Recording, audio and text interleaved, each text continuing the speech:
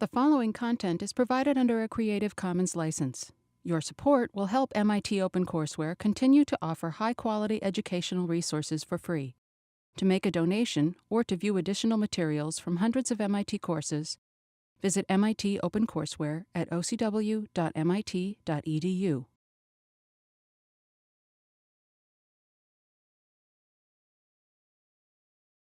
So, on behalf of the Sloan School, I want to welcome all of you to 15401 Finance Theory. This course is meant for first-year MBA students, and so that's the focus, and I'm going to assume that that's the background that all of you will have. We may have a few other students in the class, but primarily it will be first-year MBAs who are thinking about a career in finance. As well as those of you who aren't sure about a career in finance but are curious about it. Hopefully, over the next 13 weeks, we'll be able to satisfy that curiosity. I want to start by talking a little bit about what finance is and how I got interested in it, because I think it's often helpful in order to motivate a subject to get a sense of how somebody else decided to choose this as a profession. To do that, I have to go back a little bit and give you some background about my own educational experiences. So let me start by mentioning that I've been at MIT for the past 20 years and been in the finance group all that time. Before that, I taught at the Wharton School for 4 years. And before that, I got my PhD in economics from Harvard University, and then graduated in 1980 from Yale, also majoring in economics. And during that time, I've learned an enormous amount, both about finance and the real world. But one of the things that I keep coming back to is the fact that the finance field is almost unique in how it applies to practical management problems. And what I'm going to try to do over the next 13 weeks is to convince you of the fact that finance is, in fact, the most important subject that you'll ever encounter. That, in fact, finance is at the core of everything that you will ever do in business and in management. Now, that's a tall order, I recognize. And I suspect that some of you are quite skeptical about the role that finance might play in your own career objectives. And I know many of you have very different career objectives. And I'm not even trying to convince all of you to go into a career in finance. But I am trying to convince all of you that finance is really the lifeblood and the basic lingua franca of all of business. And that's one of the reasons why finance is such an important subject. Now, before I begin, let me ask you a question. How many people have had no finance background whatsoever? Well, that's great. I look forward to a challenge. But the other reason it's great is I have to tell you that it's a real privilege for me to be here in front of you to tell you about finance for the very first time. And it reminds me a little bit of my younger son, who is an extraordinarily fussy eater. He's 8 years old now, but ever since he was born, he had some allergies, and he just refused to eat most of everything. In fact, my wife often say that my younger son is a vegetarian, except he doesn't eat vegetables. So he's an incredibly fussy eater, and somehow when he was 1 year old, he saw my older son eating an ice cream cone and figured that that's something he ought to try. How he figured that out, I don't know, but he tasted it for the very first time, and you could see his face change in about 4 seconds from disgust to curiosity to absolute enthrallment with the taste and feel of ice cream. He just loved it thereafter. That's one of his major food groups now, it's ice cream. And so I feel privileged to be able to share that experience here, in the sense that once you get a taste of finance, I think you're going to be incredibly excited and enthralled by the subject, because it's one of the few subjects, in fact, it's the only subject that I've encountered that is both rigorous, it's extraordinarily challenging from a research and intellectual perspective, and at the end of the day, it's extremely practical. In fact, I would say it's indispensable for financial management. So I'm going to try to convince you of that over the next 13 weeks, and I'm going to do that by going over material that you will find indispensable. As many of you know, at the end of the course, we have a ritual where we hand out teaching ratings. And among the finance faculty, among all the faculty, we're very concerned about good teaching. So these teaching ratings actually matter. And I've always thought that having a teaching rating survey at the end of the semester is somewhat misguided. What I'd like to do, and what I've proposed, hasn't been adopted yet, I propose to have teaching ratings submitted 5 years after a course is done. Now, this may be problems for some people who aren't up to speed in the classroom. But the reason that I say this is because it will only be after you get into your jobs, into your careers, before you realize how useful finance is. And 5 years from now, I suspect all of you will come back and say, gee, this is one of the most important courses you've ever taken. Not because of me, but because of the substance of what we're going to cover over the next 13 weeks. It's because of you and all of the work that you will put into this course. This will be the most challenging course you will ever love. So stealing from the military, I think that you'll really appreciate how the discipline of financial logic will help you to think smarter about all of your management decisions, no matter what you decide to do with your careers. Now, that's a very tall order. I've built up expectations, so I'm going to have to deliver over the next 13 weeks, and we'll see whether or not we can do that. But let me start now by talking about what we're going to cover today. I want to start with a little bit of motivation, and then talk about the dramatis personae. These are the cast of characters that we're going to be focusing on over the next 13 weeks. And then I'm going to lay out the fundamental challenges of financial analysis. It turns out there are only two. There are only two challenges in financial analysis. And once you figure both of those out, you're done. So if by chance you can figure that out before the end of the class, you don't need to come back for the rest of the lectures.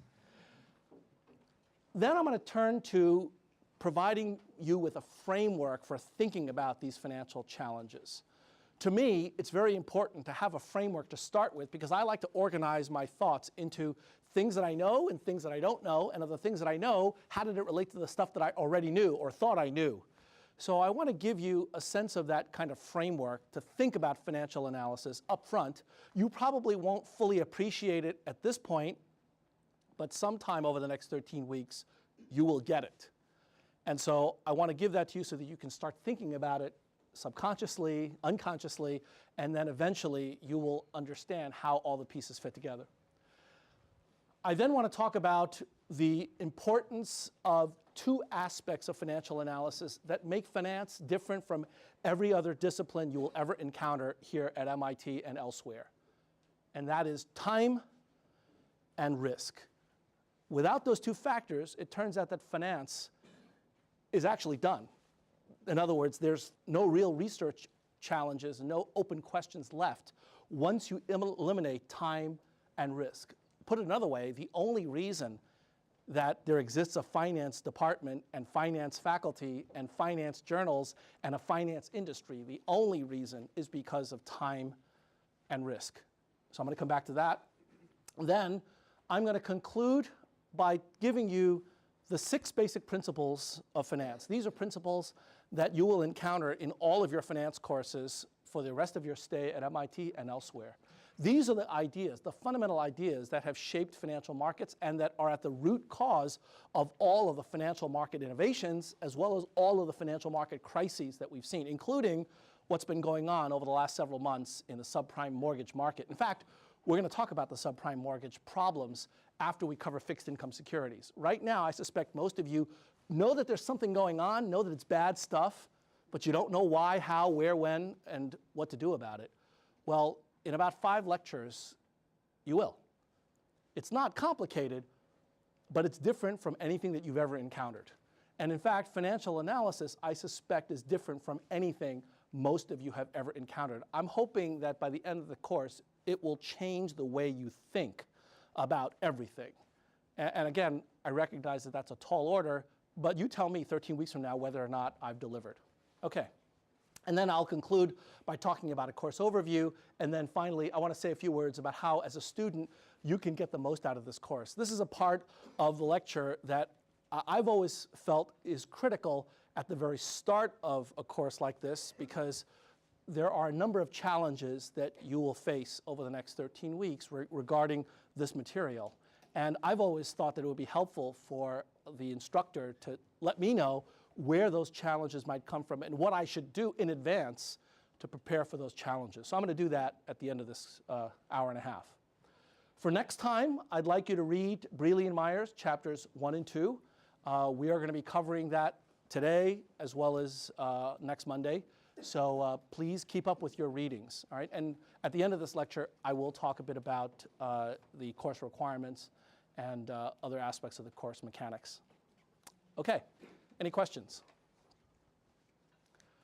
All right, let me start with some motivation about why you might want to study finance and why finance is so important. And I've always found that with motivation, it's really best to do it in a personal way. That is, to try to find an individual or a group of individuals that personify a particular discipline or endeavor. And so there are 3 people that I'd like to introduce you to. I suspect you'll know at least 2 out of the 3, but my guess is you won't know all of them. The first person, before I do that, I want to introduce a very simple definition of what finance is. So this is the very first equation that you'll ever see in this course, and there'll be many others, of course. But the first expression of exactly what is finance is this. Finance is simply equal to mathematics plus money. Now, that suggests that mathematics as a discipline is equal to finance without the money, but really that's not, that's not my point. Although it's true, by the way, that's not my point. My point is that finance is the study, the systematic and disciplined study of financial transactions, of money. Now, when you see this, you might think, well, gee, I don't really have a strong math background. Maybe I'm in the wrong place or the wrong class. And I want to explain to you that that's completely inaccurate and inappropriate. When I say mathematics, I'm actually talking about a very wide range of mathematics. Everything from the extraordinarily complex and profound to the extremely pedestrian and obvious. So literally, the range from differential geometry and partial differential equations on one end of the spectrum to arithmetic and high school algebra at the other end of the spectrum. Now, since this is an introductory finance class, I assume that you know nothing. What I mean by that is I assume that there are no prerequisites that you have other than what it took for you to get into here, which is pretty substantial, by the way. Congratulations to all of you for getting in. But we're not requiring that you have any background in quantitative analysis, computers, upper-level mathematics. So when I say finance is equal to mathematics plus money, there's a variety of kinds of mathematics that could be appropriate for creating an extraordinarily profitable career in this industry. And now, here are the 3 examples. Anybody know who James Simons is? Who is he? You know about Renaissance Technologies. Do you know what James Simons did before he started Renaissance Technologies? Yeah. He's a math professor. That's right. James Simons is a math professor.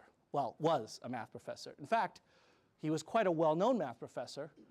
When I first heard of him, it wasn't because of Renaissance Technologies, which is a hedge fund that he started about 15 or 20 years ago. James Simons was a differential geometer who for many years was the chairman of the math department at Stony Brook in New York. And he authored with S.S. Chern a particular field of study in differential geometry called Chern-Simons theory, which has subsequently proved to be extraordinarily useful in an area of physics known as string theory. Extraordinarily abstract. And Simons started a hedge fund about 20 years ago. And this is probably the single most successful hedge fund in the history of the industry in terms of its performance record. Over the course of 15 or 20 years, he's put together a track record that has literally beaten every other hedge fund managers' track record by a lot. So it's not just a little bit. He's just sort of way out there. He's the Michael Phelps of quantitative investment strategies. By the way, just to give you a sense of how successful he has been, in 2006, 2 years ago, it was reported by Institutional Investors Alpha magazine. This is a trade publication for the hedge fund industry. It was reported that James Simons was the single most highly paid hedge fund manager that year, with a take-home pay of $1.7 billion. Now, that's not wealth, that's income. That was on his W-2. That was 1 year's compensation. And he did it. He did this by building a quantitative investment management company with 75 PhDs in mathematics, physics, computer science, and so on. And nobody knows what he does or how he does it. It's extraordinarily secret. But there's no doubt that he's incredibly successful. So that's one end of the spectrum. That kind of mathematics can make money and can be extraordinarily relevant financial analysis. Now, at the other end of the spectrum, we have this guy. You may have heard of him, Warren Buffett. He is currently the richest man on earth. In 2008, Forbes ranked him #1 in terms of wealth. At the time, February of 2008, he was worth $62 billion. In fact, in a private conversation, I was told that when Simons found out, he said, "Really? $62 billion? How did he get that? That's amazing." That's an extraordinary amount of wealth for an individual to put together. And what's extraordinary about it is how he did it. As many of you know, Warren Buffett is an investor based in Omaha, Nebraska.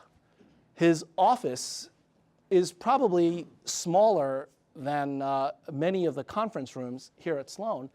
The number of people he has working for him, I suspect, is fewer than many of you who have done your startups or plan to. He's got an extraordinarily small staff. Mainly it's Charlie Munger and him and a couple of secretaries, and maybe a few accountants here and there, and lawyers, of course.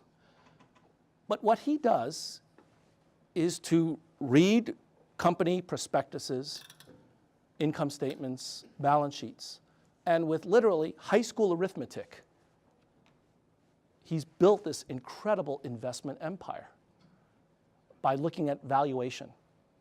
Simple accounting. Now, I say simple accounting, but there's nothing simple about what he does. And so clearly, he has certain skills that it also involve mathematics, but not the kind of mathematics that James Simons uses.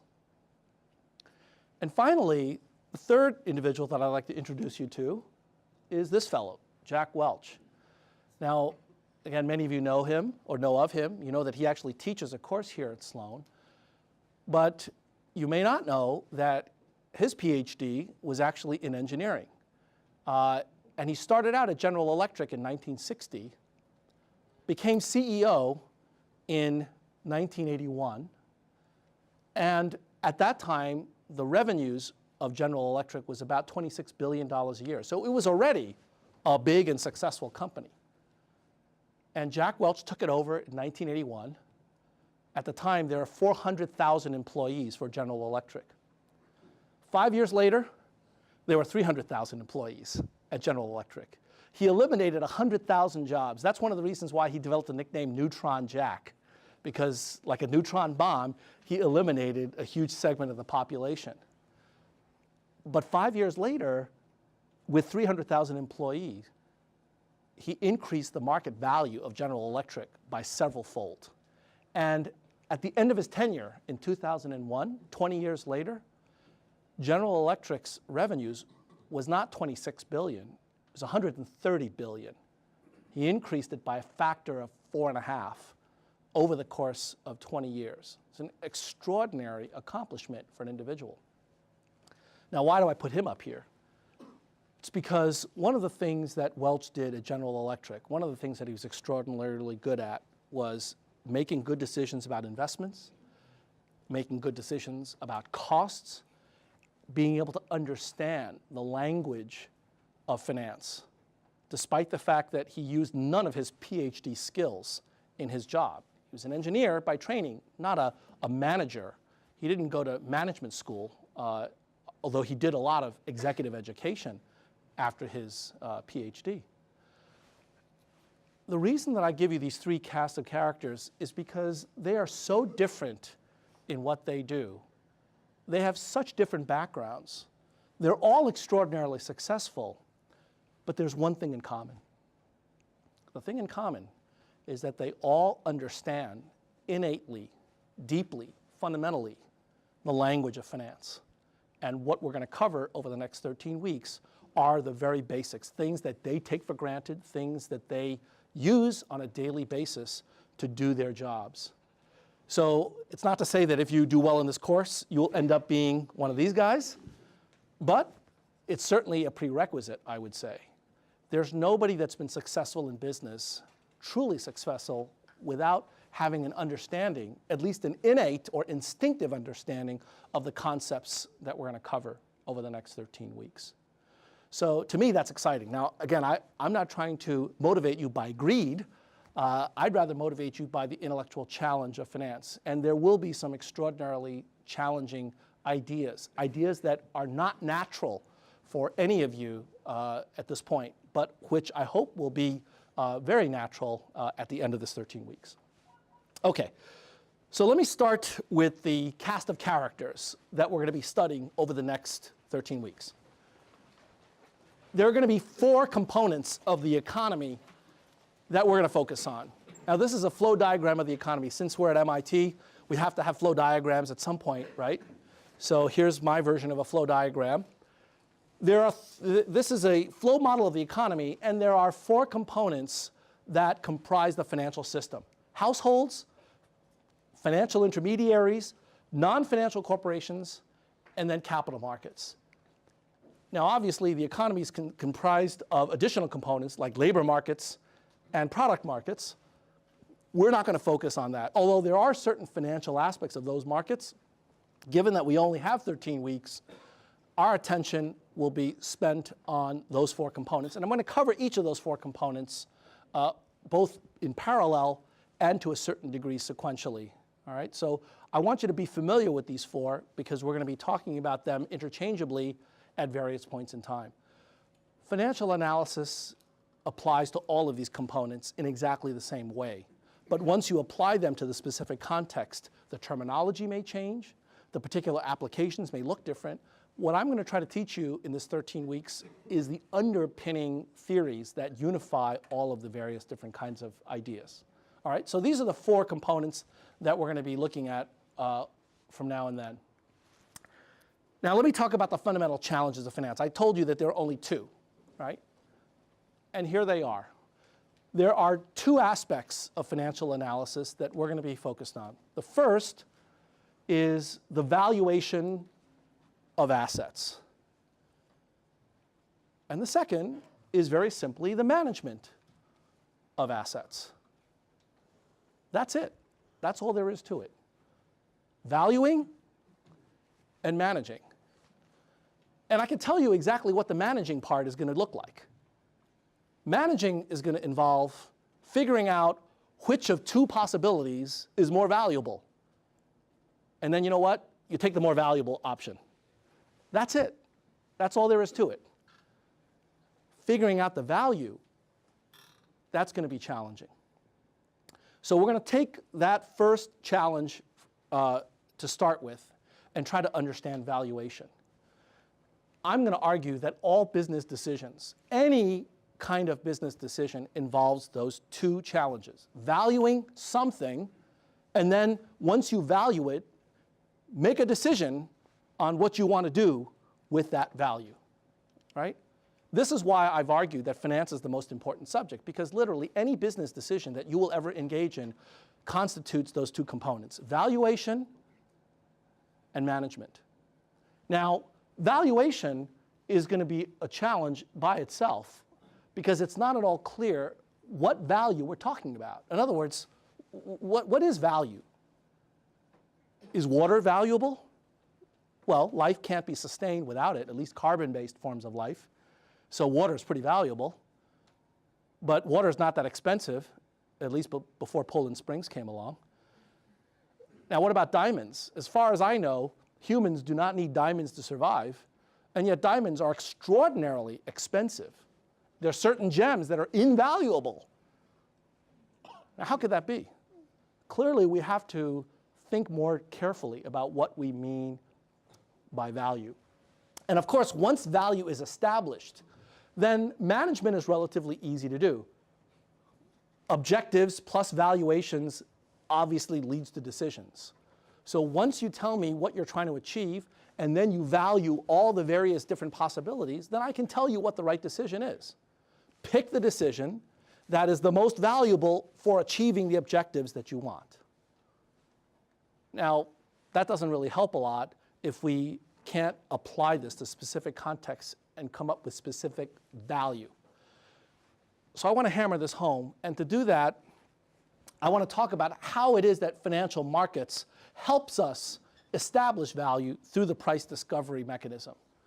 And to do that, I'm going to do a simple demonstration. Now, when I was growing up, I went to one of these specialized high schools that focused on science. So we were always getting these various different kinds of neat demonstrations, of the Tesla kind of coil. And, I've always been very jealous of these science teachers because they have these cool demonstrations that we in finance don't.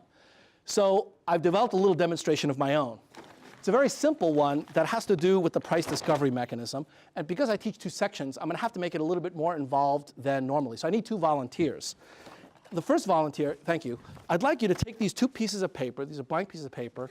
On one of them, write heads, and the other write tails, and then place them face down and shuffle them so you don't know which is which, okay? And then I need another volunteer who has a coin that they can flip. Because, thank you. So as soon as he's done, I'm going to ask you to flip a coin. Do you have a coin, by the way? Okay. I have two items here, one of which is going to be auctioned off in this section, and the other is going to be auctioned off in the later section. And since I don't know what your preferences are for one or the other, I want to randomize this so that there's no chance that I favor one section or the other, okay? So are you done with that? You shuffled them. You don't know which is which. Okay, I'd like you to take these two face down and put one in front of one of these packages and the other in front of the other face down as well, okay? While you do that, can you go ahead and flip your coin? And as soon as he puts that on there, I want you to tell me whether you flipped heads or tails. And based upon that, the particular object that is chosen will be auctioned off in this particular section. Okay, go ahead. What have you got? Tails. Okay, so tails. This is heads, and this is tails. So here is the item that I'm going to auction off. Before I do that, I'm going to ask somebody, anybody know what's in here? Nobody knows what's in that box? Well, what do you think its value is? 0? Negative? Can't be negative, right? There's limited liabilities. You can't owe me for something that's in there. So good, we've established some information. There's a 0 lower bound, okay. Well, I don't know what the value is. So what we're going to do is we're going to figure it out. Rather, you're going to figure it out. I'm going to auction this off. And now this is for real. So don't bid if you can't pay me. And by the way, I expect to be paid in cash. All right? So, I mean, serious. This is a serious game. So if you don't want to participate, you're not prepared to pay me in cash at the end of this lecture, do not bid. All right? Okay, I'm going to open it up. Anybody want to start bidding for this item? $1. $3. $4. $6. All right, $6 is the high bid. Can't do that. All right, $6 is the high bid. 10. Okay, we got two 10s here. You were the first, so that's your bid. Your bid is the high bid, $10. 20. We got 20. Whoa. $20. You do see that this package is smaller than this one, right? It's a tiny little thing. $20. $30. $30. High bid. Any more than $30? Can I ask a question? Yes. I get the money. That's a great question. That's a great question. This is going to go to the Foundation to Support Andrew Lo. It's, I'm the charity, so this is not a charity auction. This is going to go to me. By the way, I paid for these items, so that's why it's going to go to reimburse my my teaching costs. Right. Okay. $30 high bid. Any higher bid than that? $30? Nothing higher? 31. 35. Okay. 30, do I hear 40? Anybody want to do 40? $40. I'll give you 40. $40. All right, we got $40. Anybody willing to go 45? $45? All right. 45. $45. Wow. Okay. Do we hear 50? $50. 45 is the high bid. Anybody for 50? Can I short it to it? No shorting. Sorry. I'm the only auctioneer here. $45 is the high bid. Anybody here 50? Going once? Going twice? All right, sold, $45. Now, you're going to pay me, right? Yeah. All right. We established the value. It's $45. That's the market at work. None of you knew what was in here. It could be nothing, actually. But I suspect that you didn't think it was nothing because you bid for it, right? Moreover, I didn't let you touch it. I didn't let you feel it. I didn't let you shake it. There was no information whatsoever other than this very pretty packaging.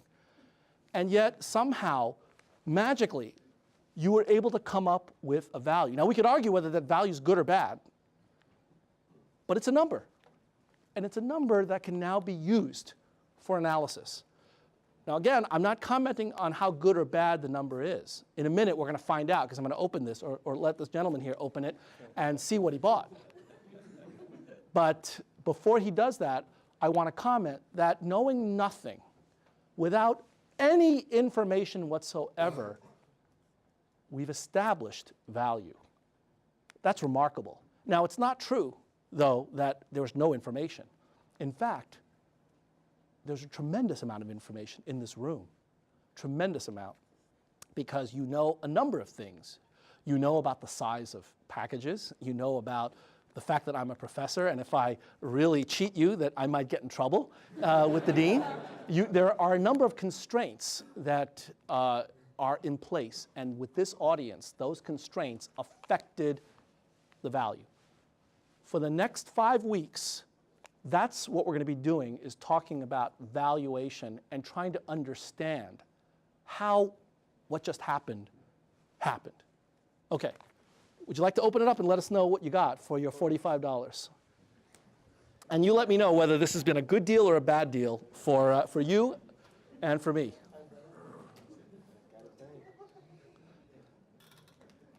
Oh, just rip it. My wife does this all the time and drives me crazy. Just, you know, my sons are just, you know. I'm enjoying my $45. Fair point, fair point.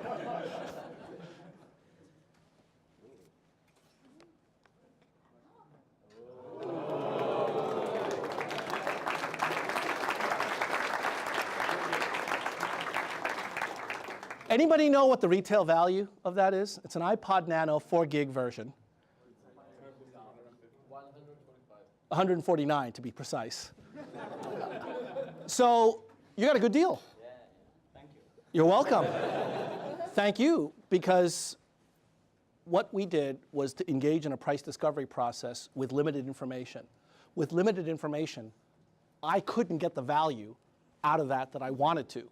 I would have loved to have gotten a bid of $149. But would any of you be willing to pay that for a box with no information at all? Probably not. So the lack of transparency, the lack of information actually reduced the value of that object. But nevertheless, it did have a value, because some of you were willing to take a chance that there might be something interesting in that package. that is what we're going to try to understand over the next 13 weeks. And for the first 5 of those weeks, we're going to try to take it apart. We're going to try to understand how it is that the market comes up with the value.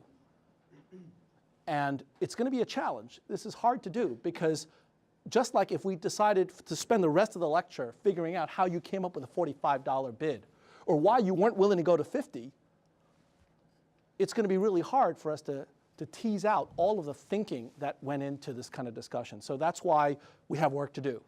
It'll be exciting work because at the end, we are going to come up with specific quantitative analysis that will tell us how valuation is done. So that's what we're going to focus on for the next few weeks. Okay. Clearly, once we figure out valuation, we can then focus on management. And the first 2/3 of this class will be focused on valuation. The last 1/3 will be focused on taking those ideas and applying them to management contexts like capital budgeting and risk management. Okay? For valuation, the kind of questions that we're going to tackle are ones that implicitly we did in just a few minutes here. It's going to be how are financial assets valued versus how should they be valued, and is that always the same? Is it the case that financial assets are valued the way they should be valued, and what do we even mean by whether or not it should be valued in a way or not? And finally, we're going to ask the question for valuation, how well do financial markets really work? Can we always rely on them to work well? In this case, I don't know if you would call this particular auction one that worked out well. Certainly worked out well for you, but it didn't work out well for me. So in what sense did it work out well? Well, it worked out well in the sense that if I really wanted to get rid of that box, if I really wanted to unload it, I actually was able to do that, and I got something for it. Sight unseen, with no information whatsoever, I actually got $45, roughly 1/3 of the value of the asset. That's actually not too bad. If you're trying to sell an asset sight unseen, and you need to do it immediately, a 66% discount is actually pretty fair. Now, we're going to see more examples of that over the next few weeks. Once we determine value, then the question is management. How much should I save or spend? That's a management question that all of you have to deal with at some point or another in your lives. What should I buy? What should I sell? When should I buy and sell it? And how should I finance the transaction? Those are the problems of financial analysis, plain and simple. These are problems that apply to Jack Welch, to James Simons, to Warren Buffett, and to you. And it applies to you not just from the corporate perspective, but from the personal perspective as well. Every one of you have to think about these issues on a daily basis.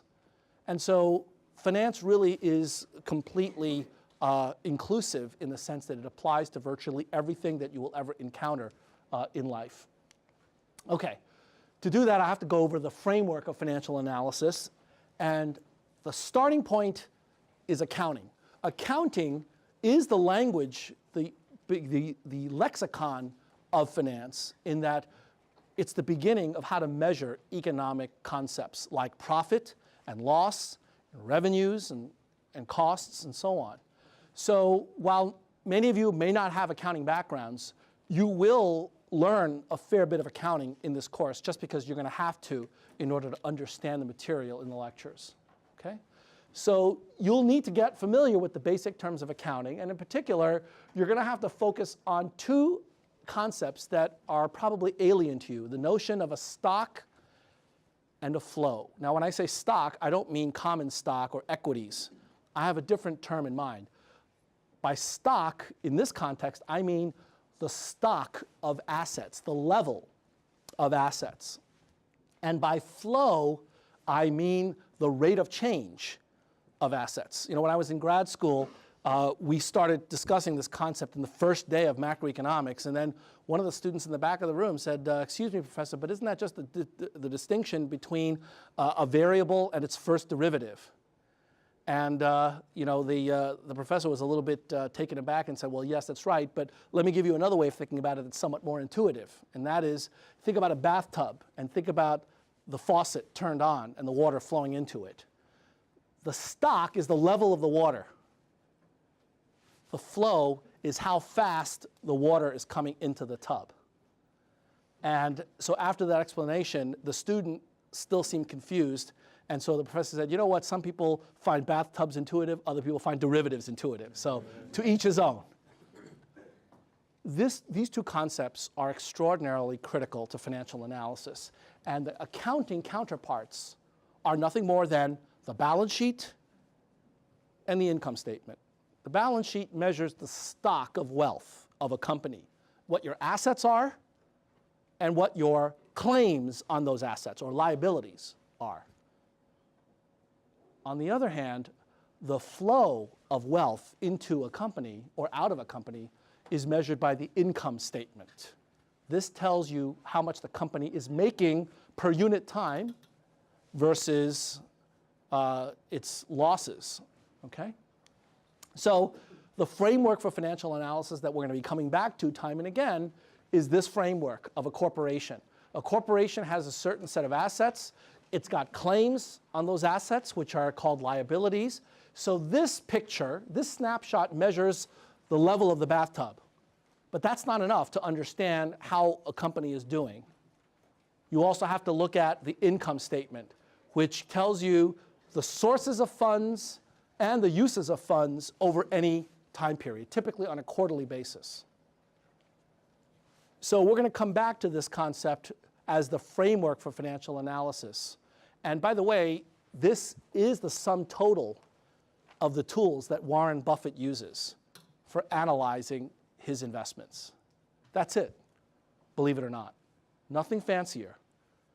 So it's an incredibly powerful set of ideas if you know how to read it. Okay. That framework, when you think about it from a corporate financial decision perspective, involves making decisions at 5 points in time. Corporate financial decisions involve thinking about how to deal with cash raised from investors, how to think about cash invested in real assets, and how to deal with cash generated by operations, how much cash to reinvest, and how much cash you give back to your investors. So from this, you should get the idea that as a corporate financial officer, you are focused on cash, the flow of cash. In fact, cash you can think of as the lifeblood of a company. If you follow the cash, you will eventually hit upon every important aspect of a modern corporation's operations. And as a financial officer, you will be responsible for analyzing that flow.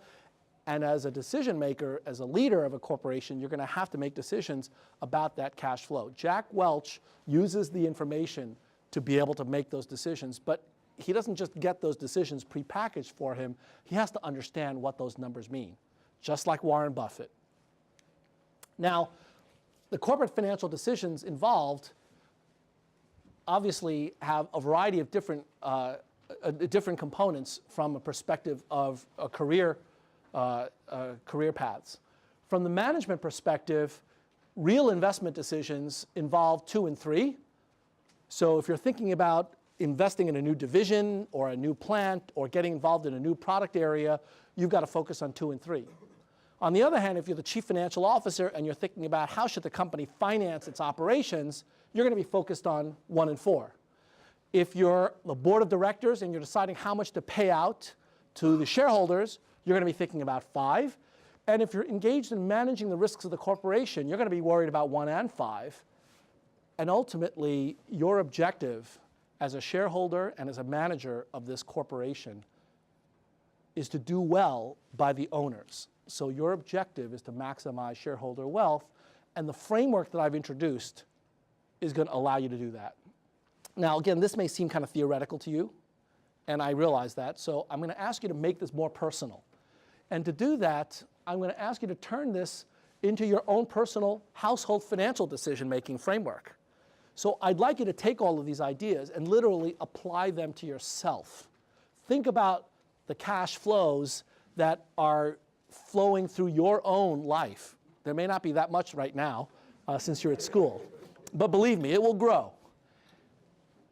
So the household, this is you, sits in between real economic activities, in other words, your job, and financial assets and liabilities, which are all of the financial transactions that you deal with. So this cash flow process that I outlined for corporations, it works for you too. So there's cash raised from financial institutions, right? Like student loans or borrowing or home equity loans. There's cash invested in real assets. What's the biggest real asset that you are all investing in right now?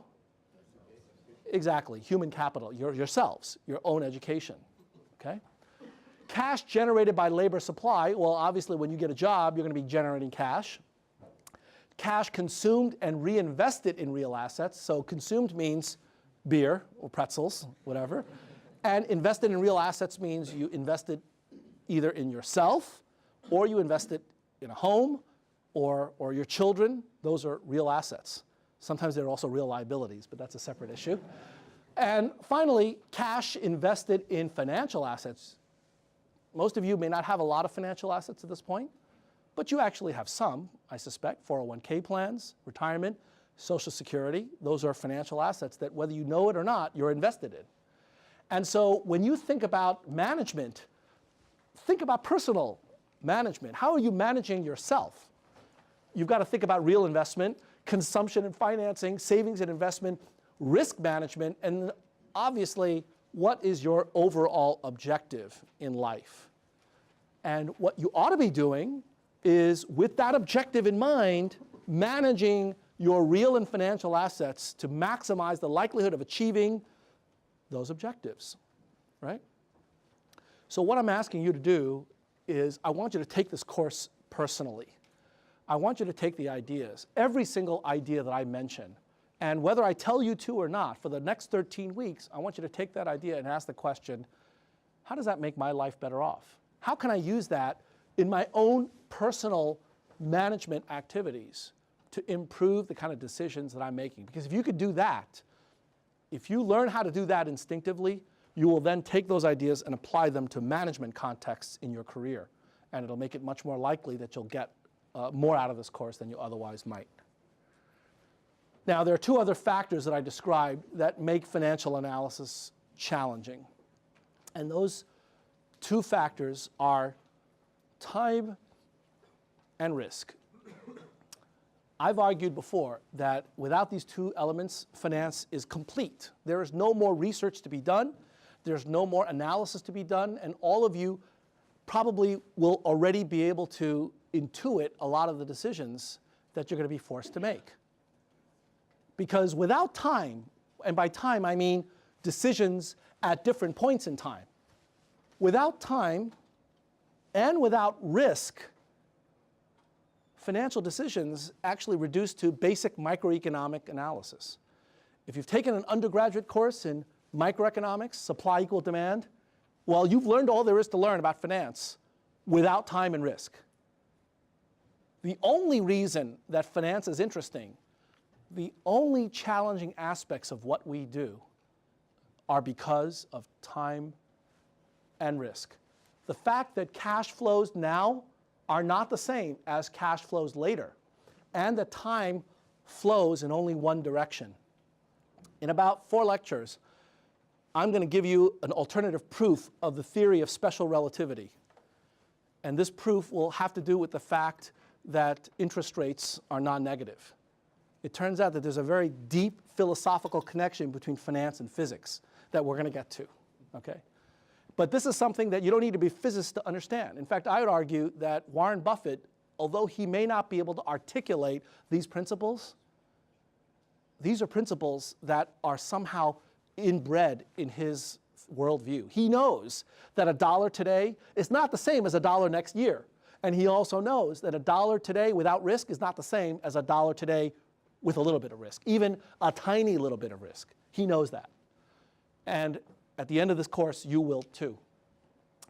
So risk, we have to talk about in a much more serious way. We're not going to get to that for probably 6 weeks, because that's going to take a whole different set of tools to understand. So what I'd like to do for the first 3 or 4 weeks is to focus on time and just time. And then I'm going to bring in risk once we develop a little bit more machinery to understand how to capture risk. And when we put these two together, we're going to get modern finance. So that'll happen sometime in weeks 6, 7, and 8. Now, finally, I want to talk about the fundamental principles of finance, and then I'm going to talk specifically about this course. There are 6 fundamental ideas that finance has come up with that really will change the way you think about the world. And you won't appreciate it today. I know that. But I want to put it into your subconscious today, because sometime over the next 13 weeks, at least I hope over the next 13 weeks, your face will light up and you're going to get it one day. You're going to get it in the sense that you will understand at that point in time how these 6 principles can be used to make any financial decision that you need to make for the rest of your careers. The first principle is pretty obvious. There's no such thing as a free lunch. Actually, all of these principles are approximations to a much more complex truth. So if you really want to be strict about it, it should read, there may be free lunches on occasion, but there's no such thing as a free lunch program. There isn't systematic free lunches. You might be able to find 1 or 2 every now and then if you're lucky and if you work hard, but systematic transfers of wealth for no reason at all are unlikely. Second principle, other things equal, and this is a phrase that you'll hear economists utter all the time. And of course, other things are never equal, but let's pretend that they are. Other things equal, individuals satisfy 3 characteristics. They prefer more money to less. That's often called non-satiation. They prefer money now to money later. And they prefer less risk to more risk when risk is defined properly. Now, I'd argue that these principles are, in fact, fairly universal. Not that you can't find exceptions every now and then for every individual, but by and large, over periods of time and over a large population, this is generally true.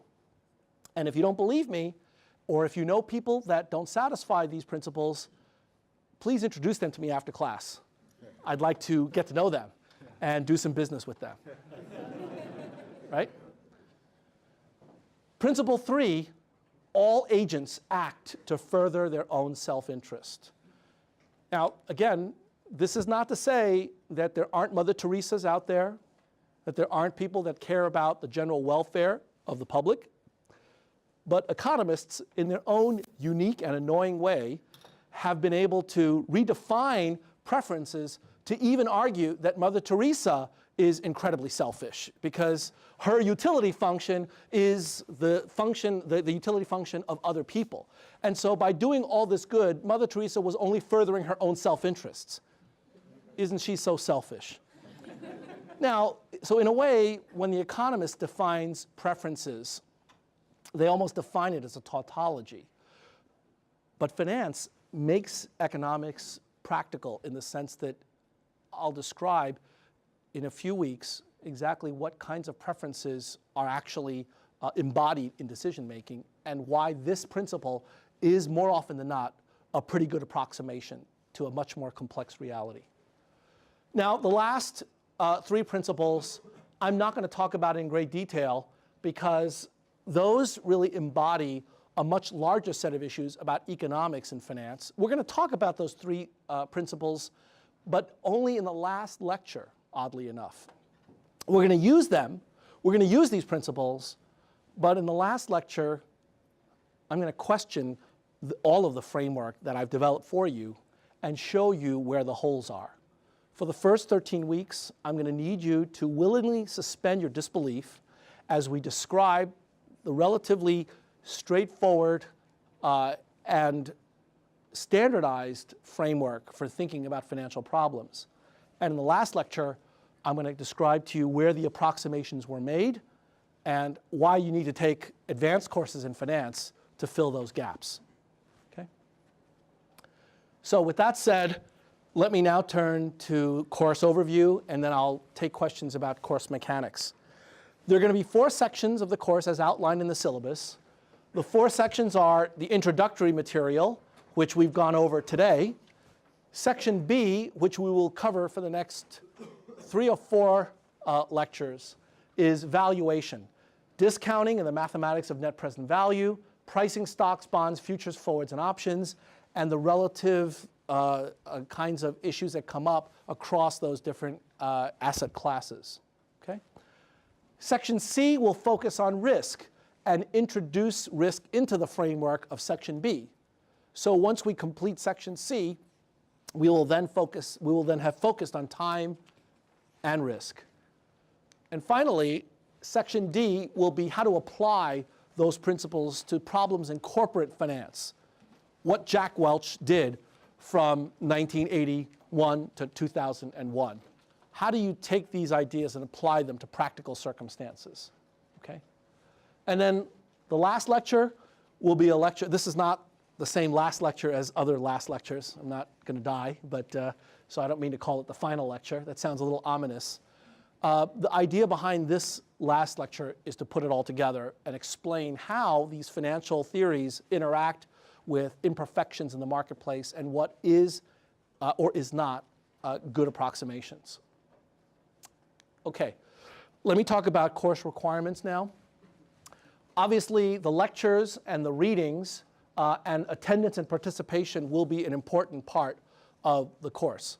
We are not going to cover the entire tome of Brearley, Myers, and Allen. This is a book which, if dropped off of a 6-story building, could actually kill somebody if it hit them. So we can't possibly cover the entire textbook. We'll cover selected chapters, but this is Finance 401, so it's an introductory course. And so the readings that you're going to be responsible for are the ones that are outlined on the reading list and that I've listed in every lecture. Okay, so for example, chapters 1 and 2 you are now responsible for.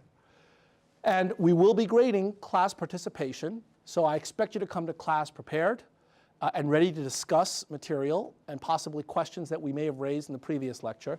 And there will be one case study that you will be responsible for writing up and handing in, and that will be worth 10% of the grade, and attendance and participation will be worth another 10%.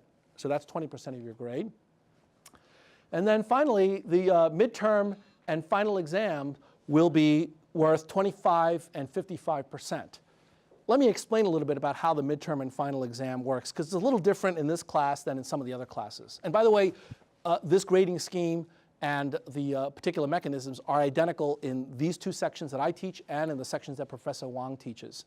So he and I have coordinated to have the same approach so as not to advantage or disadvantage any one section. In your readings packet will be a collection of problems that we've put together. And actually, I don't know if it's in there right now or if it's being photocopied, but we will prepare a list of problems that you can work on. These are completely optional, and there are far too many problems for you to be able to do even in one full semester. The reason we give them to you is because the only way to learn finance is to do finance. If you come into the class and listen to my lectures, you may be entertained for an hour and a half. You won't learn the material. In fact, I've now changed the way I talk about the course, and I don't describe what I do as teaching anymore, because teaching implies that I can force feed knowledge into your brains. It turns out it can't be done, and my 2 sons have proven that to me time and again. You have to want to learn the material, so you have to pull the knowledge from me into you. In other words, you have to be an active participant. You know, my 12th grade math teacher used to say that mathematics is not a spectator sport. That's the same for finance. Finance is not a spectator sport. You actually have to do it. You have to confront yourself with problems time and again and think about how to apply the principles in our lecture to those problems. The purpose of lecture is to give you the motivation and take you through the most difficult aspects of the principles and the theories of financial analysis. But it's your job to do the analysis. And to that end, we're going to give you some motivation. And the motivation is that the midterm and the final exams are structured so that most of the weight is placed on the final. The reason is that the final is cumulative, so it's going to cover twice the material as the midterm. Therefore, it should be worth roughly double. But the other reason is that financial analysis is alien to the typical human cognitive process. None of you are hardwired to engage in net present value calculations. And so it's going to take some time before you get it, before it sinks in.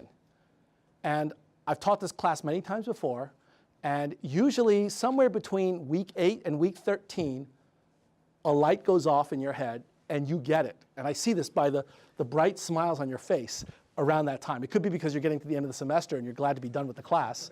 But I like to think that it's because at some point you actually get it. In a few rare cases, it happens in week 14, which is not so good, but hopefully before the final exam. Now, in order to provide you with extra incentive to do problems, and given this is an MBA class, I realize that all of you have very busy schedules, and you can schedule your own activities better than we can. So rather than have weekly problem sets that are due and you have to hand them in, we have to hand them back, it's a hassle for everybody, there are no problem sets in this class. None. However, we're going to give you a package of problems and solutions up front. You'll get that within the next few days. And I will promise you that the majority of exam questions will come verbatim from this package of problems. Majority, meaning more than 50% of the points, will come from the package. So if all you did was to memorize this entire stack, you could ace the course. But of course, that would mean you would spend enormous amounts of time in finance, which is not such a bad outcome either. So we want to do this to eliminate a lot of the fear and anxiety with financial analysis. It is challenging, but it's a lot of fun too. We want you to have fun because that's the only way you're going to learn this material well. So it's up to you as to how much you want to do.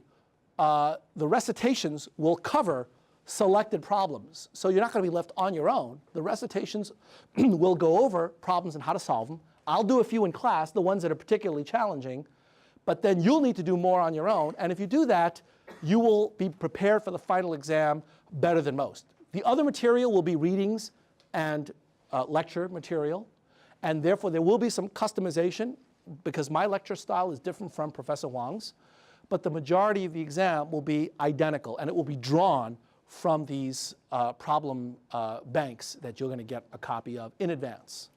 Okay? Now, frankly, I have to tell you that I don't really like to give grades at all, but I'm forced to do so, and so that's why we set up this, this process for assigning grades. In fact, a few years ago, I came up with what I thought was a brilliant way to assign grades, but I haven't been able to convince the dean's office to let me do that. And you know what it is? It goes like this. Let me show you. I propose to give everybody in this class a B. That's it. Everybody gets a B. Now, before I do this, how many people would object to that?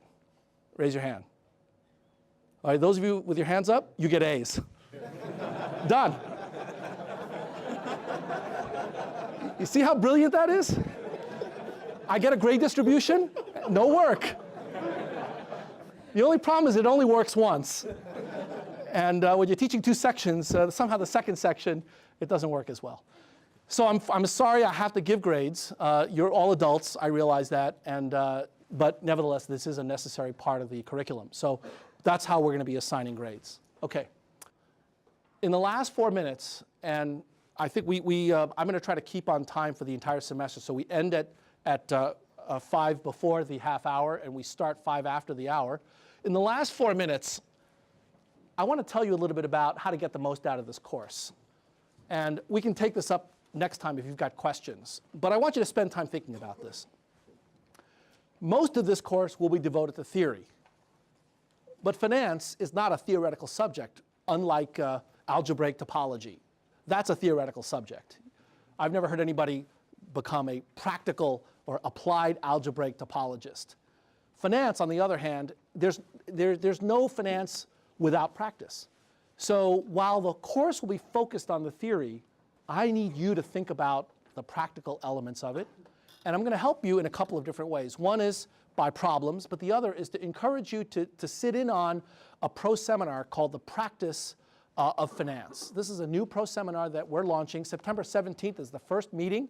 It doesn't carry any units, so you can come and go as you please, but it'll give you a sense of the practical aspects of the industry, and in particular, information about the career aspects of the industry, like what are starting salaries for financial analysts, or how do I get a job in finance if I don't have any background in it. It'll go through those kinds of issues. So I'd encourage you to keep that in mind.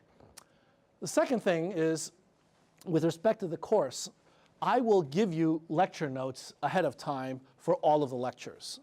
I expect you to take a look at them in advance. Just skim them. You don't have to read them and try to sort out what I'm saying, but I want you to skim it at least. And then in class, I urge you to take lots of notes, because the lecture notes are not meant to be complete. In fact, they are purposefully incomplete so that you have to use your hand and write down your impressions of the material as I'm speaking, because in that method, you will actually absorb more of the material and it'll stay with you longer, okay? I would urge you to review the lectures afterwards. Review what I said, because you may have heard what I said, but you may not have understood what I said, and you may not be able to apply what I said. So you need to spend time afterwards soaking it in. I urge you to work on the assignments in groups, but also alone, because when you do the midterm and final exams, you'll be doing them alone. So do both. Don't just assume that you can do the same in groups, what you will do alone. And finally, I would ask you to ask plenty of questions. I'm going to manage the class discussion so that if we have time, I'd be happy to talk about issues that are current and on your mind. Even whether or not you should refinance your auto loan. We're happy to take those kind of questions, assuming that it's apropos and that we have the time to be able to cover that. I want you to get engaged. I want you to take this course personally, because that's the only way you're going to really learn the material. All right, thank you very much. We're out of time. We'll see you next Monday.